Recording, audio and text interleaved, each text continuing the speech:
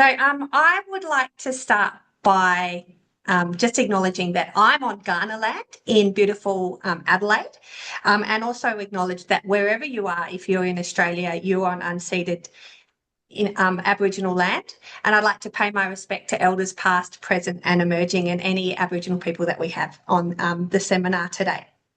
Thank you for attending our event. My name is Dr. Victoria Fielding from Adelaide University. The event is Tackling the Rise of the Far Right, Equality, Truth and Democratic Legitimacy. We are presenting this event as part of the Australian Festival of Democracy and Human Rights, which has been hosted all of this week. Today's the last day. I'd like to thank Professor Winifred Lewis from the University of Queensland, from the Social Change Lab, for hosting the festival and inviting us to speak at this event today. So we do have the chat open. So if you'd like to sort of commentate or put questions in, we will come back to those at the end. We should have hopefully about 15 to 10 minutes for questions at the end. And I just want to remind everyone that a really important part of civil society and democracy is being able to discuss issues even when we disagree in a way that's really respectful. And if there is any sort of abuse or really major disruption in the chat, we will be taking the opportunity to remove people, because we do want people to feel that they can contribute in a way that is healthy and informs people's knowledge, rather than sort of attacking the player and not the ball. So we're going to start this three sort of presentation event. I've got the pleasure of inviting my colleagues Djordje Stefanovic and Nathan Manning to present now. They're both senior lecturers at Adelaide University. I'm going to stop sharing and I'm going to let them take over.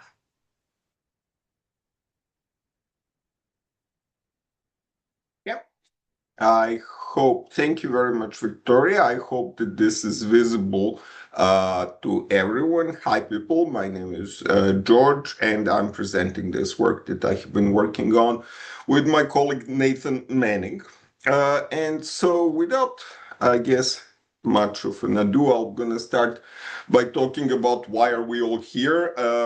Not why are we on this planet, but why are we, I guess, attending this presentation, which has to do with what some people have called an Australian political earthquake, which has to do with the really dramatic and fast rise in the support for one nation. Roughly, it really starts about a year from now. That's that, I guess, orange or pinky line going higher and higher. And then it continues going higher and higher, that pinky line. And by April, as you can see, federal voting intentions are, it's starting to match Labor. And then as of Tuesday this week, according to a national YouGov poll of the primary vote, One Nation was reported to be at 29% and Labor at 26%. So as far as we can tell, it appears that One Nation now has a plurality of Australian voter support in terms of the first preference vote. We also need to understand, of course, that this is not just something that is happening in Australia, but this is part of, you could argue, a worldwide trend, because, of course, ideologically similar parties to One Nation are doing very well in a number of Western countries or countries of global north. They are currently in power in the United States, of course, but they're also riding a huge wave of popular support in the United Kingdom, in France, especially in Germany as well. So this is a part of the worldwide trend in some ways. And so it is understandable if you're feeling a bit of shell-shocked and trying to understand what just happened. So as a result of that, in this presentation, Nathan and I will not be focusing just on talking on our own research to other specialists on these topics, but we're trying to talk more in a way which might be of interest to the general public by talking about research and theories in this field and how they can help us to understand this earthquake and what can be done about it. So that's basically the general idea. So I'll be talking a little bit, first of all, about this whole idea, which you're probably familiar with, about how there are no good Muslims. And so This was something that was formulated by Senator Hanson in her recent interview. So let's say, for the sake of argument, that this is truth, that actually she is right, and there are no good Muslims. So what would we expect to find out if that was the case? Well, we would expect that non-Muslim Australians who live and work next to Muslim Australians would probably be most likely to be opposed to immigration, because remember, they have to live with these no good Muslims. And then in addition to that, they'll be most likely to support right-wing populism or parties like One Nation, because they are promising to do something about these no good Muslims. So is that really what's going on? Are the Australians and other people who live next to Muslims and immigrants the most likely to be anti-immigrant? So I'll just show a couple of things and then point to a wider research on these issues. I'm showing a graph from, I think this is 2015, a study that was done in the United Kingdom looking at the concern about immigration by different subgroups. And as you can see, the question was, what do you see as the most important issues facing Britain today? And as you can see, there is a very significant variability between urban and rural people, with people who live in rural Britain about twice as likely to see immigration as the key concern. If you look at the regional basis, you can see that there is a lot of concern about immigration in Midlands and Wales, but considerably less concern, interestingly enough, in London, where actually the vast majority of immigrants, not all obviously, but where there is actually a huge concentration of the immigrant population. And actually that's not because there are only immigrants left in London and nobody else. We can talk more about it as well. But there clearly is something opposite of what Senator Hanson has implied going on. Now, to give a more recent example and closer to home, you probably know that we have state elections in South Australia earlier this year. If we look at the data comparing metropolitan and regional South Australia, we can clearly see that the support for Labor and for the Green is concentrated in metropolitan areas, but One Nation has now emerged as the strongest party in the regional Australia. This is relevant because, as you probably know, the vast majority of immigrants and minorities are concentrated in urban metropolitan Australia, specifically in Adelaide. And then similarly, if you look at what's happening at the level of country as a whole, we again see in terms of the voting preferences, that about 40% of Australians who live in regional or rural Australia are saying that they support One Nation, but that goes down to about 18% in the inner metro Australia. And so, as one analyst who has been studying this issue for a long period of time said, One Nation's wave will break where Labor's urban vote begins. So I have a reference here for people who want to see more methodologically sophisticated analysis of this same thing. But essentially, the point that I'm trying to make is that white people who have more contact with minorities tend to appreciate minorities more, not less, which is exactly the opposite from what Senator Hanson was implying in her statement. So why is it the case? Well, the most prominent explanation for this finding has to do with something called social contact theory. This is probably one of the most tested theories in social sciences outside of economics. There is an enormous amount of research, and don't worry, I can obviously talk about this social contact theory until your ears fall off, but I'm not allowed to do that, so I'll have to stop. I will simply try to summarize it. We use the theory a lot in our own research. That theory argues, to put it into kind of the basic form, that animosity towards minorities comes from ignorance and prejudice. So basically people don't know about the minorities, so they believe all kinds of things. And that under the right conditions, increased contact leads to first-hand knowledge and reduction of prejudice. So what does this have to do with Australian Muslims and the opinion about Australian Muslims? Well, basically, as non-Muslims, Australians spend more time in contact with the Muslim Australians. They realized that, Australian Muslims are not some weird two-headed people. I mean, but they're actually, there is a small minority who are obviously really bad and who are, like we have seen with those two jihadist terrorists who have massacred innocent Australian Jews at the Bondi Beach. Then there is another small minority of Australian Muslims who are real heroes, like those who fought against the terrorists at Bondi Beach with their bare hands. And then there is the vast majority of Australian Muslims who are basically normal people, normal Australian people with normal concerns, worried about cost of living, housing, normal, boring people, basically. And so the implication there is that the more time people tend to spend with minorities, the less likely they're to believe in some extremist version, such as there is no good Muslims. I'm going to stop here and I'm going to let Nathan take over. Sorry, Nathan. Thank you, Djordje. I'll just share my screen.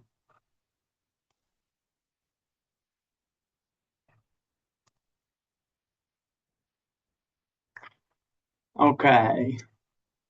So one of the insights coming out of our research is the important role that some awareness of privilege plays in undermining support for key ideas of the far right. The term privilege is highly contested and often misunderstood in public debate, but we would argue it remains a useful term because it refers to structural inequalities. That is, inequalities generated by factors like socioeconomic status, gender, ethnicity or race, and age. For example, we know from a whole range of evidence that men in general experience forms of advantage over women. We see this in the gender pay gap or the disproportionate amount of caring and domestic work women do compared to men. Of course, this doesn't mean men are immune from hardship. For example, men have higher rates of workplace injury and death and higher rates of suicide than women. But we can point to different parts of social life, work, personal safety, or political representation, in which women have advantages over women. Men have advantages over women. Having some awareness of how you might be advantaged in some aspects of life compared to other people undermines simplistic ideas about us versus them, which are the mainstay of right-wing populism. If you know that life chances are shaped by factors like social class, gender, or race, it's more difficult to wholly accept arguments about immigrants taking our jobs or minority groups getting more than their fair share. Right-wing populists are often keen to present themselves as champions of equality. Pauline Hanson recently has said that she's always championed equality by daring to tell the truth that all Australians weren't being treated equally because Indigenous Australians received more support from taxpayers. Here she's assuming that we have arrived at a meritocratic society of equal opportunity, and so supporting or advancing some groups but not all is seen as creating unfair advantage and violating the principle of merit, as creating inequality. But as suggested with the example of gender inequality, we don't live in a meritocratic society where people's achievements are accurately reflected by their efforts and abilities. The evidence of structural inequality is even more stark when we compare Indigenous and non-Indigenous Australians. Much of this will be familiar to you, so I'll just go through this fairly briefly and just give a couple of examples. We know that there's a life expectancy gap of 8 to 9 years between Indigenous and non-Indigenous females and males. There's a 20% gap between the rates of Indigenous and non-Indigenous children assessed as developmentally on track. There's a gap of 20% for Year 12 attainment between Indigenous and non-Indigenous people. And the suicide rate for Indigenous people is 3 times that for non-Indigenous people. So yes, there are many highly successful Indigenous Australians, but the weight of evidence tells us that overall, Indigenous Australians experience a range of disadvantages that result in poorer outcomes in areas like health, education, and well-being. Successful Indigenous Australians succeed despite various disadvantages that aren't faced by many other social groups. Djordje and I have been doing some research with undergraduate engineering students, and one of the things we've been asking them is what factors they think help in getting ahead in life in Australia. You can see from the finding I put on the slide that students overwhelmingly agree that class and what we would call social capital, or knowing the right people, helps a great deal in getting ahead in life. This is particularly striking because compared to other groups of students, engineers can hold relatively conservative social attitudes, but they do recognise how class shapes social outcomes. It's quite possible that contemporary social conditions like the lack of affordable housing, the rising cost of living, have made young people more aware of the role of class in getting ahead. One of the consequences of this hard-won insight may be that, together with their direct experiences of ethnic diversity, as discussed by Djordje, they are less susceptible to common right-wing populist claims that people like us are losing out to immigrants or other minority groups. Now, some might say these findings are due to students being indoctrinated by left-wing academics. And I'd note that these students were first-year engineering students, so they've had relatively little exposure to university, and their course content pertains to engineering rather than issues of structural inequality or class. There are other ways in which the students, particularly some male students, denied structural inequalities, for example, around gender, but for matters of class, they know from experience that these things shape people's life chances. So to wrap up, we know that support for far-right parties that push anti-immigrant or Islamophobic messages is strongest in areas with lower immigrant and Muslim populations. People's direct experiences with migrants, Muslims, and other forms of social difference tends to reduce levels of prejudice and, in turn, support for far-right parties. We also know that the way far-right parties often deny structural forms of inequality is not supported by research evidence. Having an awareness of privilege makes it harder to dismiss equal opportunity interventions as unfair. It's worth noting that just because someone believes that family wealth and connections gives an advantage in life, this doesn't necessarily translate into recognition of other forms of privilege. But recognising one form of privilege is fertile ground, and we would argue those interested in promoting equality and helping Australia become more meritocratic need to leverage understandings of class-based privilege to other areas like gender, race, and ethnicity. Thanks a lot. Thank you so much, Djordje and Nathan. It's now my turn, so I'll share my slides.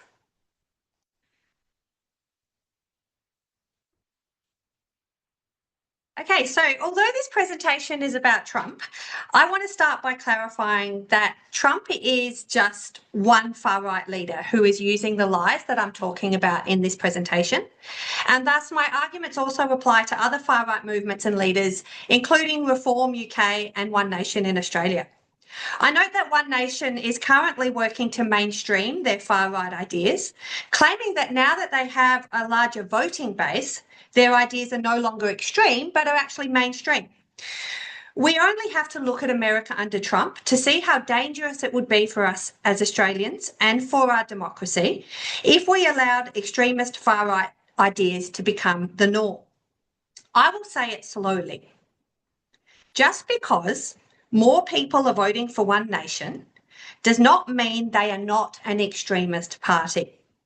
We need to grapple with the reality of what is happening in Australia, because it is exactly what happened in Trump's America, where the MAGA movement has undermined American democracy to the point where it is barely functioning. The ideas of the far right are extreme, they are controversial, and they do terrible harm to the social fabric and to the health of our democracy. We should never be afraid to say this. This presentation is about Trump, but more broadly, it's about the intersection of post-truth politics and the rise of far-right extremism. Although this presentation is about American politics, I'll start with the 2023 Australian referendum, the Indigenous Voice to Parliament. Views about structural inequality, whether it exists and how to deal with it, were crucial in this referendum. An Accent research survey found that 78% of those who believe that either Indigenous people do not suffer discrimination or structural inequality, linking with my colleague's presentation, or suffer the same amount as white people, voted no. That's juxtapositioned against the 91% who believed Indigenous people do suffer discrimination, who voted yes. Consider this. If you do not believe Aboriginal people are suffering structural discrimination, you may view the voice as unnecessary or view the voice as a Trojan horse for Indigenous people to get more power, which is unfair to you, or view the voice as creating inequality, as per the core flute on the page, one together, not two divided. This is related to the presentation you just saw in regards to structural inequality and perceptions of how their own inequality or privilege is compared to others. I'm now going to move to facts and truth. I want to emphasise the difference between these two things and think about it in relation to who gets to decide if Indigenous people are suffering from structural inequality as a result of British colonisation of Australia. Is it the No campaign? Is it individuals who can just decide for themselves based on their gut feel? Or do we use decades of research and analysis by experts informed by the lived experience of Indigenous people throughout colonisation? I'm actually writing a book at the moment about the war on climate action, waged collectively by right-wing politicians, right-wing media and fossil fuel commercial interests. And I'm talking in this book about how these groups have deliberately worked for decades to undermine the notion that there are objective facts and systematic ways to create knowledge. Instead, they promote the ideas that there are no objective facts, only people's personal truths, and people can believe whatever they want to believe. You don't believe in climate change? That's your truth. This has been a key influence on the post-truth era, where facts are never settled and false narratives are building false ideologies, which are entirely impervious to objective facts and expert knowledge. It is fine to debate how to address structural inequality and whether the voice is the best way to do that or how we should be addressing climate change. But these debates are dysfunctional if they're not premised on legitimate knowledge that reflects the best it can objective facts. And if your political argument depends on undermining already established legitimate knowledge, you are not acting in good faith in a democracy. Now moving to Trump. We know Trump lies prolifically, but why does he lie? Former Republican election campaign consultant Stuart Stevens argues that the Republicans lie because political reality does not suit their message. Stevens says lying is basically trying to change the rules of the game. It's a form of cheating. No one ever tries to change the rules of the game. They're winning. McAdams also ties Trump's need to win to his lying, arguing that Trump views life as a series of episodic battles where truth is whatever works for him in the moment. Trump's need to win by whatever means possible are also explored by Riley in relation to the president cheating at golf. Trump is described as constantly cheating. He throws the ball, boots it, moves it, he lies about his lies, he fudges, he foozles and fluffs. Riley says that Trump has always operated as though the rules are for other people, not for him. This disregard for rules is explained by Trump's belief that the only way he can win at golf is to prolifically cheat. And since he's desperate to win, cheating is his only option. Yet if Trump was able to win at golf by playing by the rules, he would not have to cheat. This same justification for cheating is argued to be the driving motive behind Trump's political lies. If the truth suited his movement's electoral narrative, they would not have to lie. It is important to repeat this point again. If truth suited the Trump movement's far-right electoral strategies, they would not have to lie. The theory of the conservative dilemma helps to explain why the Trump movement has to lie. The conservative dilemma is a theory proposed by Daniel Ziblatt, a professor of political science at Harvard University. The theory argues that when democracies formed in the United States in the 1800s and then in Europe, the elite interests who'd previously ruled without needing democratic power realised that to hold on to their power, they'd have to form political majorities. They could not just rely on the votes of the elite, as they are by definition very few. Ziblatt describes how conservative parties developed in these places to build electorally viable coalitions by identifying and promoting issues such as religion and nationalism that resonate beyond elite interests. I use this theory to argue that the far-right movements like the Trump movement know that they will never win an election if they are honest about who they really serve. Elite billionaires. And thus they cannot admit that. So they've created the Make America Great Again narrative to obscure their true beneficiaries and to deceive ordinary working class people into believing their interests are served by the far right. Just like Trump cheats at golf because he cannot win without cheating, MAGA Republicans have recognised that they can only win electoral contests through building coalitions using structural lies. So what are the three major lies underpinning the Make America Great Again narrative? The first is that Trump serves that Trump serves working class interests, and this lie is used to hide the fact that Trump actually serves billionaire elite interests. The second lie is that the left, or the major parties of the left, do not serve working class interests. The Trump movement accuses the Democrats of being both elite and radical and against the interests of ordinary people. And the third lie is that multiculturalism and diversity are negative for society. The Trump movement alleges that multiculturalism and particularly equity is taking something away from the white majority.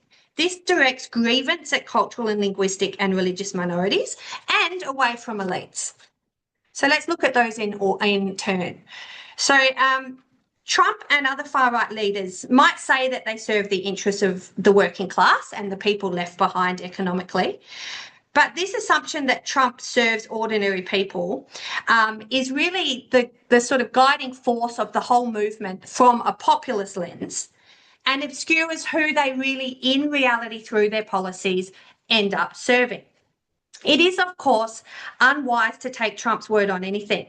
When you consider what he actually does with his power, you see his true beneficiaries are the billionaire class, including his own billionaire family. As per the conservative dilemma, he lies because he's serving a very small number of elites and would never be able to use that small number to form a Democratic majority. There is much evidence grounded in facts that Trump serves billionaires at the expense of everyone else. For instance, Trump has destroyed the Inflation Reduction Act that the Democrats put in place partly to deal with climate change on behalf of fossil fuel interests who promised Trump $1 billion if he cancelled these policies. Trump's omnibus big beautiful bill also benefits the mega rich at the expense of everyone else. Some analysis of that by the Centre for American Progress found that the bill cuts more than $1 trillion from the Supplemental Nutrition Assistance Program, Medicaid and other health programs that low and middle income families rely on. And it's an upward redistribution of income through tax cuts for the rich that is unprecedented in American history. The second lie is related to the first, and that is that the left do not serve working class interests. Let me start by saying that it is absolutely legitimate to debate how well the left serve working class interests. In America, the Democrats, in my opinion, have grown out of a very different political culture than the left in Australia and the UK, where the Labor parties, respectively, are still closely embedded to the Labor or trade union movement. Yet no matter what you think of the centre-left in terms of how left they could or should be, I argue it is entirely unreasonable to prosecute an argument that Trump's movement better serves ordinary people than the Democrats do. That is, there is absolutely no legitimate argument that the far right is on the left of the major left-wing parties, including the Democrats. But the lie that the left is not serving working class interests is actually twofold. The first is part of the previous lie, alleging the Trump movement better serves working class interests than the elite Democrats, which they demonstrably do not. And the second lie, which seems to contradict the first, is that the left are both elite and radical, and there's actually a strategy to framing them in that way. Think back to the way that the right have worked for decades to muddy the idea there of objective facts and to instead propagate the idea that there's only ideological truths. The Trump movement casts the Democrats as both elite, out of touch with ordinary people, and radical by being disruptive to the economic order to scare ordinary people into thinking that if the left are elected, they will undermine American prosperity for ideological reasons. A crucial reason that the MAGA movement formed was through the symbolism of the Democrats having black president, the first black president, Barack Obama, who became the symbol of multicultural diversity and equality, and thus showed that this is a radical movement that does not align with the white majority and their interests. And therefore, the third line is thus again related, that multiculturalism is negative for Americans. Inherent in this idea is that multicultural and diverse America is taking something away from the white majority, and to make America great again, we must undo multiculturalism. Examples of the false threats that Trump uses about multiculturalism include caravans of people are coming, Mexican rapists at the door. He also lies by alleging black people are a threat to white people, all demonstrably untrue. Norris and Inglehart argue that Trump mobilises his supporter base through articulating a dog whistle version of racist and xenophobic rhetoric. Where it's widely acknowledged that Trump sows racial grievance and has benefited from that electorally, we do not talk enough about how his movement have fermented and cultivated racial grievance using lies. So what is behind Trump's success? Can I just note for a moment that there's an elephant in the room, that if Trump really does champion the economic class interests of those left behind, then why do non-white working class Americans overwhelmingly support Democrats?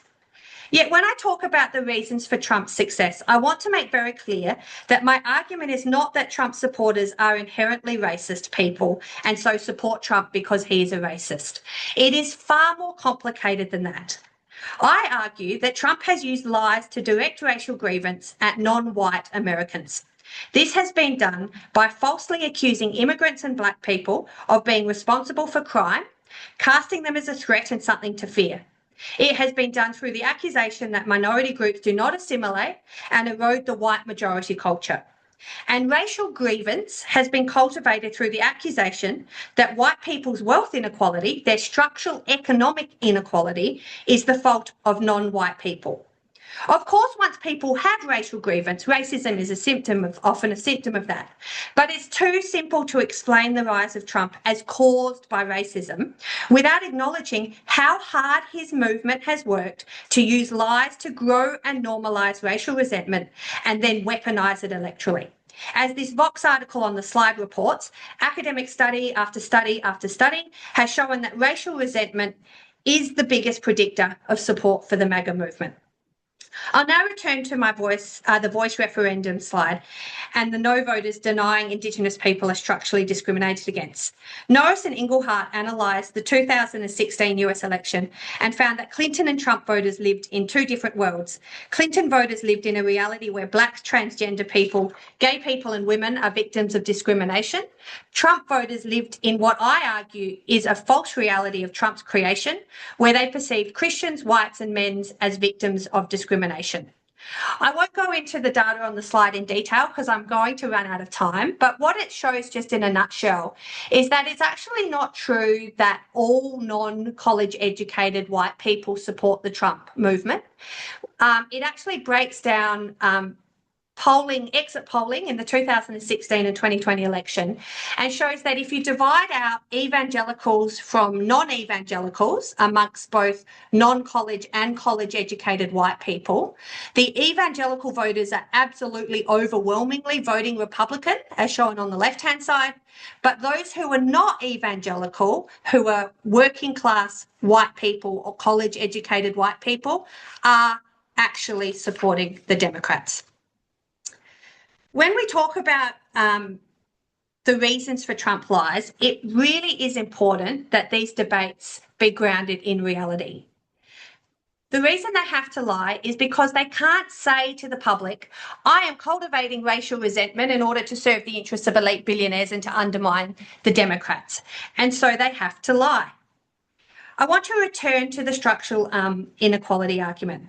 There is a notion in the lie that Trump is going to look after those left behind economically, that the people who vote for him are fighting for a more equal society. I've already established that Trump is not the candidate to deliver this to his voters.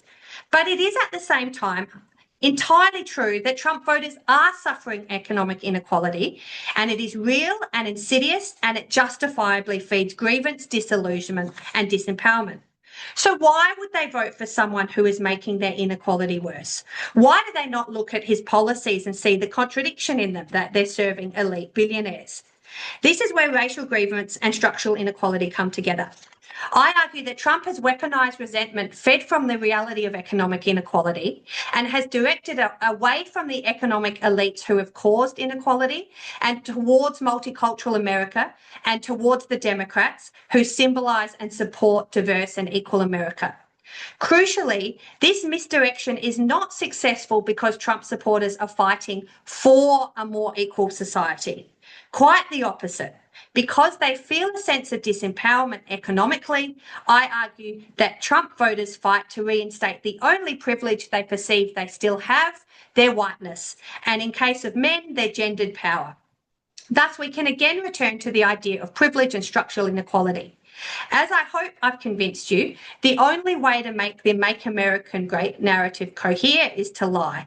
But simplifying it as just a protest vote against major parties or as people left behind or people simply being racist is misunderstanding what's really happening here. It's far more complex, and those telling the simplistic stories are actually making the Make America Great narrative stronger. When we talk about inequality, the rise of the far right and who the far right serves, it is important that this debate be grounded in reality. Otherwise, debate and democratic civil debate is dysfunctional. We need to be clear-eyed and honest about what the rise of the far right means for our society, what drives it, and only then can we talk about how to tackle its toxic, corrosive impact on society. Okay, I'm going to stop because I've gone over time, but Oscar's turn now to try to move towards a more positive frame for the problem. So Oscar Caspi-Crachet is from the Victorian Trades Hall Council. He is a senior research organiser, and he's going to present about the report that they've released earlier this year called Antidote. Thank you so much. Thank you very much. And as the only non-academic here, I'm not going to have any slides. I'm just going to talk to you like a union organizer. But what I'm here to talk about is Antidote, which is a report that we have spent about a year working on in the Victorian Union movement. And it has got, we've designed it as a diagnostic framework and a manual for action for citizens, community figures, policymakers, concerned citizens who see the threat of the far right and want to feel confident in responding to it, in talking to people about it, talking to workers, talking to policymakers. And Antidote goes into the specific rhetorical and persuasive techniques that far right parties use and are using in Australia, the structural causes that have seen them increase so rapidly in the last year or so, and to what we pose as the single greatest solution to the rise of far right movements, and that is trade unionism.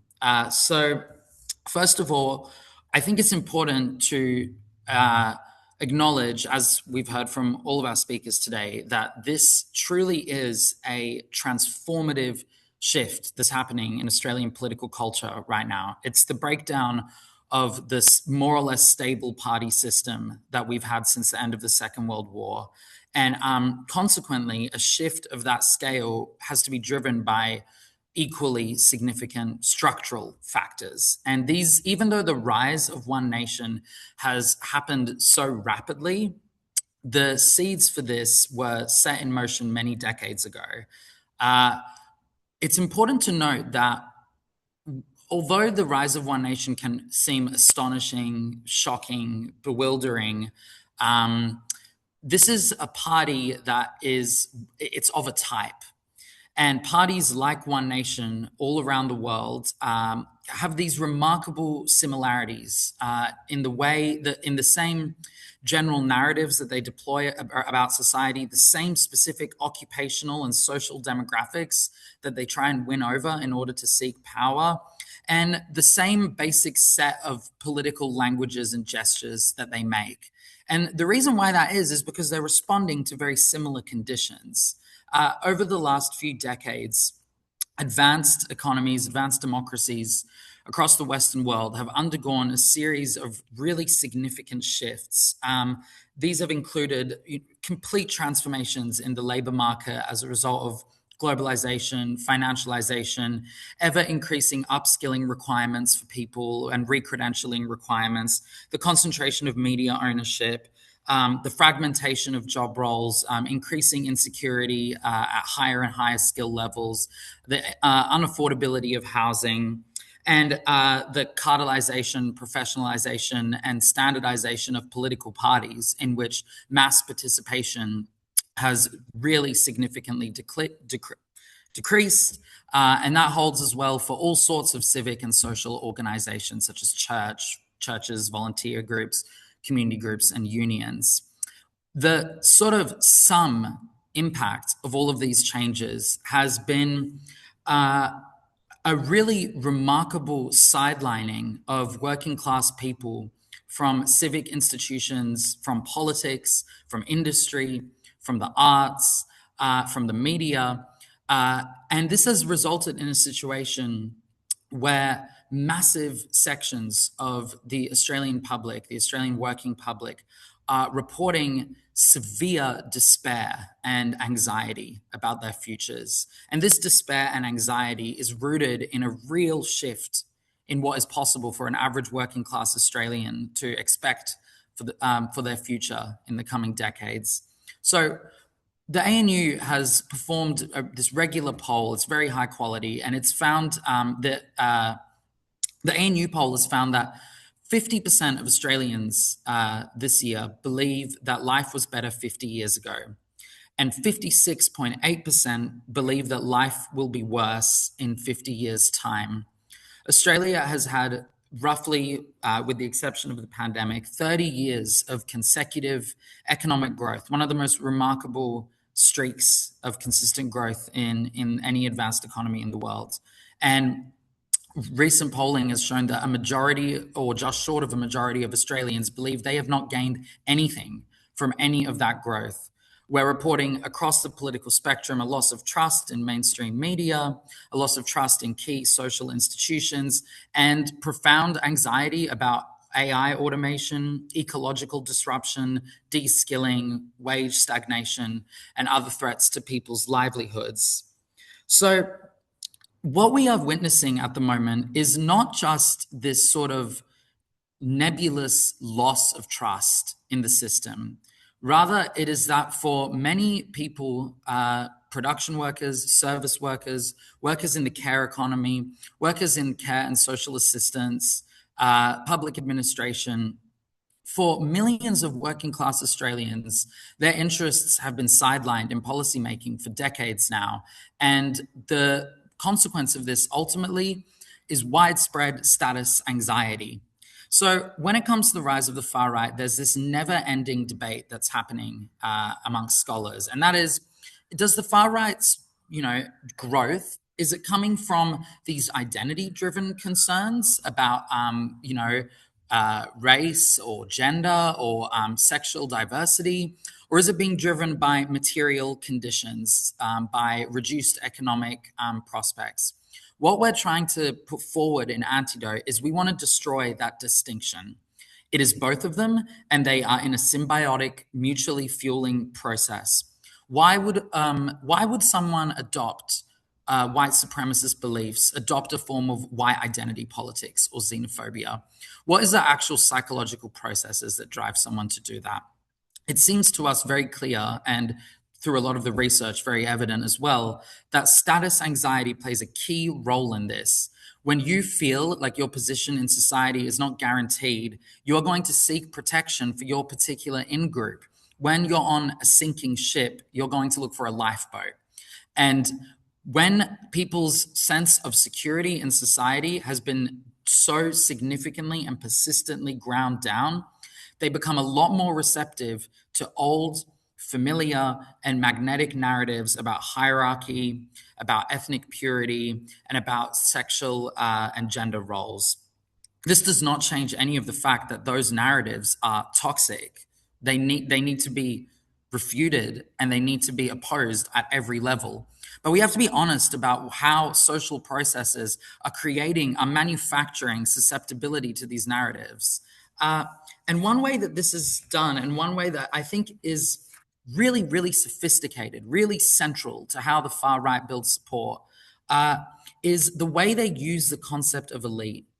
This, I think, is, we go through 10 specific rhetorical strategies that the far right uses, but this is the one, we've made this one number one, and we've done it for a reason, because once you'll see it, you'll notice it across the board in the rhetoric of far right parties. The far right wages a simulation of class politics. The basic narrative of far right parties is to look at people and say, you have been forgotten, you are exploited, you are part of a righteous and injured collective, and we are going to fight back. The way they do this is they constantly will lament the power of elites in society.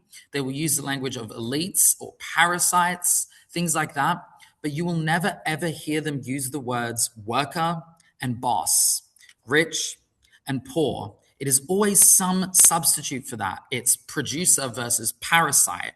It's patriot versus traitor. And the reason why this is because once they've defined elite in a way that is totally detached from any objective relation to production or resources or actual political power, they can go on this enormous tirade of anti-elite rhetoric that scratches really similar itches to progressive class politics. All the while, it usually targets the people who are actually on the most disadvantaged end of the current social order. So they define elite as a cultural category, not as a material category. To be an elite isn't to be able to control the means of production or to control significant amount of resources. In the far right's analytic universe, to be an elite is to be a vegetarian, to study gender studies, to be vegan, to be from a certain ethnic group, to live in the inner city. And this allows them to perform effectively a simulation of class politics that acts as a cover for the real drivers and beneficiaries of exploitation.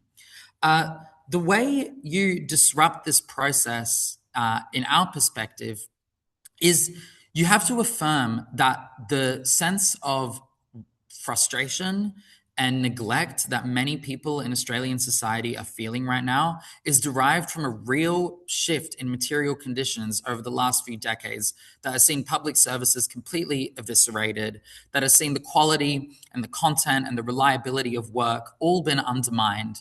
And unless you are willing to make a commitment to these people to address these things, you're not going to be heard by them. And unionism has a key function here. We view the rise in class politics and the decline of the union movement as a remarkably symmetrical process. And that is because unionism produces individual level and society-wide level impacts that sort of inoculate society against far-right politics. The first of these is unionism, and the activities of the union movement make this kind of cultural construction of elitehood completely untenable. Unions focus on the pay packet. They focus on the lunch break, the immediate working conditions, the safety hazard, the thing that you can see in front of you. They locate political power in a material and not in a cultural dimension. This makes it a lot harder for people to be persuaded to view power in this very blurry, undefined, amorphous way, because unionism is focusing them on their own immediate circumstances and their own immediate workplace. In an industrial dispute or a strike, the shared interests of all working people are made viscerally clear. Unions don't go and give workers talks and say, oh, this is, all workers have things in common. What unions do is they provoke situations that make that really, really obvious. In an industrial dispute, there is no separate enterprise agreement for a queer worker or a straight worker. There is only one enterprise agreement that applies to all the workers, and there is management that tries to push back against improvements to wages or conditions in that agreement. The union creates situations that workers participate in that reveal shared interests that transcend cultural lines.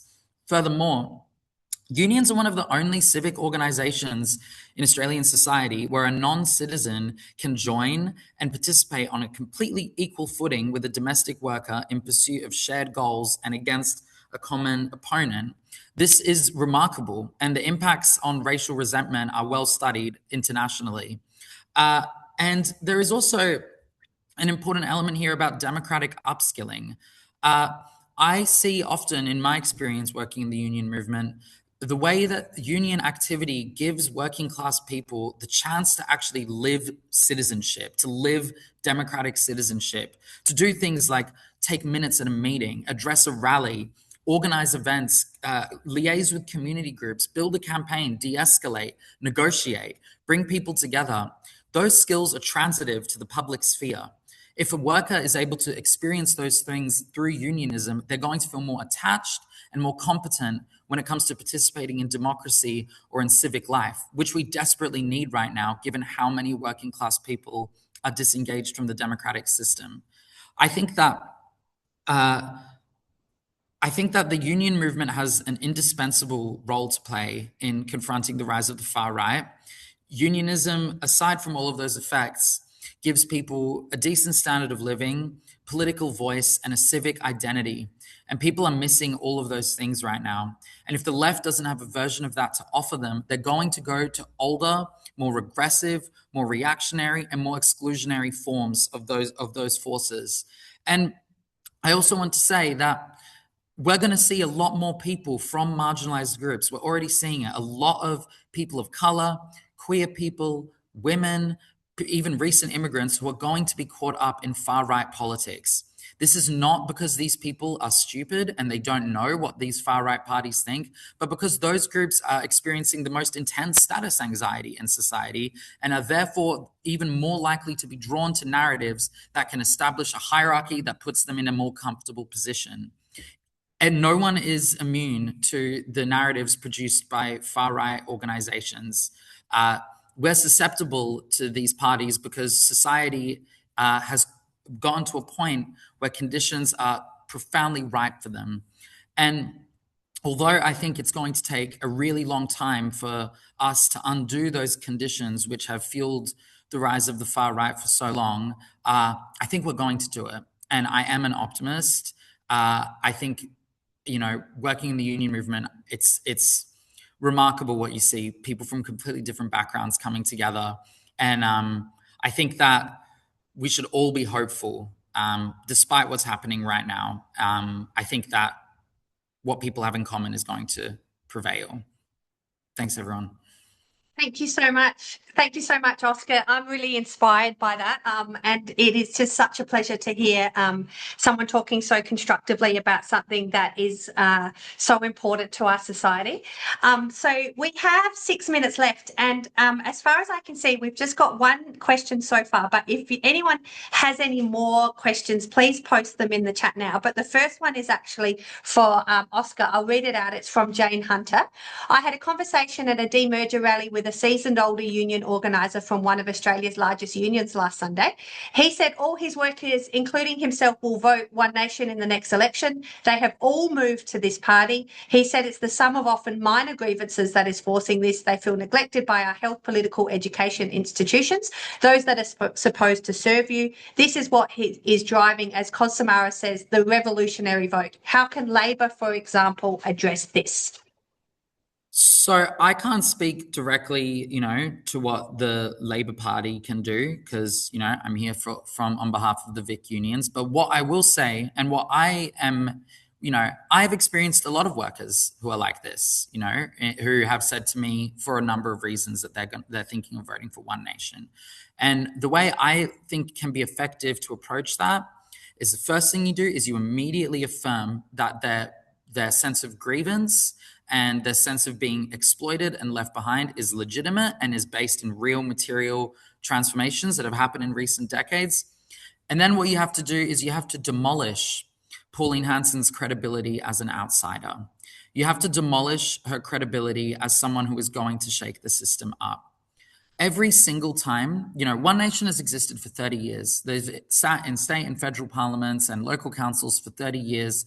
And as we were making Antidote, we looked through hundreds of speeches from senators, MPs, candidates, even just party officials. We can't find a single occasion in 30 years where someone from the One Nation Party has advocated to protect workers from surveillance, to expand the right to collective bargaining, to authorize multi-employer agreements, to support unions having greater ability to reach out and discuss to their members. And no one ever gave workers anything. Before the union movement, workers were, exploited literally until the point that they died. And even though there are a lot of narratives and there's a lot of noise happening in politics all the time, the thing I'm always encouraging workers to look for is who stands up for us in these key moments where we're exercising our most important instrument for a better life. Because the truth is, anyone can throw on a hard hat and climb up on a forklift and say, I love Aussie workers. But who really sticks up for us when we walk off the job and we're on strike and we're risking our own livelihoods for a better future? It's never been One Nation. And I think that working people, whoever they vote for, they have the right to vote for whoever they want to, but they deserve to know that. They deserve to know that in the moments that, skin was really in the game, they didn't show up. Even with the most recent budget, they're not showing up. One thing that I would, I know I'm probably answering this. Okay, keep going, it's all good. But one thing I'll never forget is when we got multi-employer bargaining expanded for the first time in 2022, when it became possible for the first time in decades for workers to organize together across multiple workplaces. It was incredible. And Pauline Hanson stood up in Parliament and I couldn't believe what she said. She said, with these laws, a lot of workers across the board are going to have access to multi-employer bargaining. And a lot of these workers are no-hopers. They don't do a decent day's work. Productivity is down the drain. No one stopped to ask, can business afford this? This was a moment in time when inflation was 7%. Full-time workers were not able to meet their rent. People were living in cars. And Pauline Hanson was asking if business could afford this. Those, I think, are the things that we need to really be centering. We need to really make it clear that she's, talk is great, but it's very cheap. Anyone can say that they back the working class, but it's, where are the receipts? I'm going to add to that as well that I think one of the big issues that is being missed in the current political climate is climate change. So One Nation is exactly the same as Trump and exactly the same as Reform in literally denying the science of climate change. This is part of their sort of framing of the expertise as elite and as radical, but we don't talk enough about the way that climate change is actually going to hurt the working class. It's been framed as this elite position to care about the climate. But, if you're not telling fossil fuel workers what you're going to do to help them to transition into new areas, because that transition is happening, then you're actually leaving those people behind. And so, these false promises that we're just going to kill all climate action, people's energy bills will go up. if they don't have renewable energy. People will no longer be able to work in fields that they won't be trained to do anything else. And let's be honest as well, fossil fuels are running out. So even if there was no climate change, fossil fuels are running out. So these are the sort of false promises that are being given. I just want to note that we've only got 1 minute left. I do want to acknowledge that we do have some One Nation and Turning Point people in the chat saying if anyone has any questions directly for them, they are welcome to ask them. So I really appreciate them attending, and I hope that you found the talk really interesting. I think I might just, there's lots of questions for Oscar, which I think is totally justified. Academics are used to being asked questions, so I do not need a question. And I just think, Oscar, you've just fired everyone up so much. So I might just pick one, if it's okay. Miguel asked a question: do you think that the rise of the knowledge workers will replace or push back the traditional working class to One Nation in terms of, those structural changes in the economy between the knowledge worker and the working class? Is there a difference between those two things? I'm not sure. We're all workers. But yes, well, go. I think for a long time there was a distinction between manual production and service workers and people in the knowledge/information economy. There was a distinction in the kinds of wages, working conditions, and quality of life people in those sectors could. But I think that especially since COVID and especially since artificial intelligence has come onto the scene, a lot of knowledge workers, a lot of people in public administration, financial services, even some of the skilled medical sector, a lot of these people are going to be experiencing a standard of living that is much more akin to the classical, traditional, production-oriented working class. No one is immune at the moment from the effects of AI on job displacement, job simplification, de-skilling. And I think that this, in many ways, there's going to be a great number of people who, given the changes that are happening in the labor market, who are going to be more receptive to progressive, union-oriented ideas and messaging than they have been for a very long time, because they're going to be facing pressures, really significant pressures that for a while have been more confined in other parts of the labor market. So I think, obviously it's really terrible, and I really oppose any attempt to reduce workers' conditions, workers' standard of living. But I do feel as though if there is any silver lining to the hardship, it's that there's going to be people who are going to be more receptive to the struggle against inequality and the need for a fairer distribution of wealth in our society. Excellent. That's a fantastic way to finish. I think we really need to reject the us and them binary framing between different types of workers. And, we all are experiencing this economy. We all are experiencing wealth inequality. Some people are far more disadvantaged than others, obviously, with intersectionality. And so we do need to fight for each other and also fight as a collective to address that. So I would like to thank all of the speakers. If you can do the applause through digital means, if you like, at this point. Thank you, everyone, for coming. I will be sending around an open recording of this, so we will be putting it in a public place. So please do share it with people who you think would be interested. And I would just like to personally thank Nathan and Djordje and Oscar for the fantastic work that they're doing and for this excellent presentation. And I'll just leave it open for a couple of minutes so people can write their thoughts as we're heading out. Thank you so much.